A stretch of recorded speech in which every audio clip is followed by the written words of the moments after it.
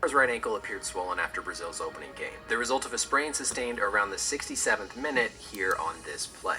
Welcome back, everybody. I'm Dr. Brian Suter, and if you're new here and enjoy learning about the underlying anatomy and mechanisms of sports injuries, then please consider subscribing to the channel for all future videos. We could certainly see the swelling in Neymar's right ankle as he exited around the 80th minute of the game. Here, of course, we're looking at the lateral or outside portion of his ankle, and it's not too significant, to be totally honest. There's a normal bump that you see here on the outside of the ankle from the bottom end of the bone called the fibula, so it's normal to have somewhat of a bump on the outside of an ankle, but definitely I would say some mild to moderate swelling. The injury actually occurred on a play back in the 67th minute, so around 13 minutes before he subbed off.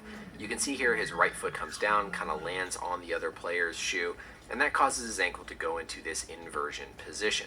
There really wasn't much of a direct blow to the inside of the ankle. Of course, the team doctor said afterwards there was some direct trauma, but this really looked more like a standard inversion mechanism low ankle sprain. When he actually came off, there was no second injury, there was no contact, so it was likely just the accumulation of pain that caused him to eventually leave the game. We saw him leave the game with a little bit of a limp, but the good news is it doesn't appear to be that there's any brace on his right ankle, and he wasn't using crutches, all of which are good indicators for the prognosis of the injury. With our biodigital anatomy tool here, the ligaments that we're concerned about are the 3 ligaments on the outside of the ankle, shown here in blue in order of most commonly injured to least commonly injured.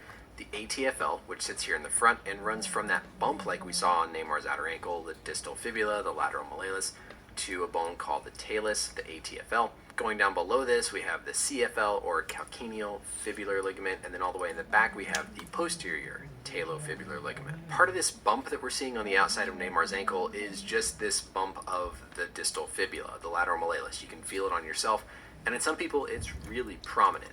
The fact that there wasn't as much swelling on Neymar's ankle here in the region where that ATFL ligament sits is, I think, a reassuring thing, along with the fact that, again, he was able to play for like 13 minutes before ultimately having to come off.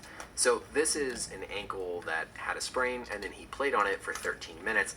The swelling is not as bad as I would have thought based on all those factors. With Neymar's injury, I think we're particularly concerned with this ATFL ligament right here. If we go back to the replay and sort of triple box with our anatomy, whenever he plants, the foot goes into a little bit of plantar flexion with the ankle. That's going to make that ATFL even more likely to be torn. He then follows through here, lands, and we can see that ankle goes into inversion. At this point, stretching that ATFL ligament. Prognostically, I would honestly be surprised if Neymar misses the rest of the World Cup. Would it surprise me if he missed the next game? No. But in no way do I think this is a World Cup ending injury unless it's something very unique like a fracture or one of the other sort of secondary traumas that you can get with an ankle sprain that's atypical. First of all, he continued playing for 13 minutes after the sprain and only had to come off after the pain had increased to a substantial level. Secondly, we saw him without the use of a gait aid, meaning there were no crutches. Rule number 1 when you're dealing with an acute injury is to minimize the pain with weight bearing or with walking. So the fact that he was walking without crutches is a very good thing in terms of prognostics. And while I know this picture may look like a lot of swelling, to be honest, it's really not that much, and I would expect more swelling more on the foot if this were a significant injury that was going to keep him out for a long time. That's it for the video, everybody. Let me know down below any questions or comments. I hope this was educational. Thank you as always for watching, and until next time, I'll see you later.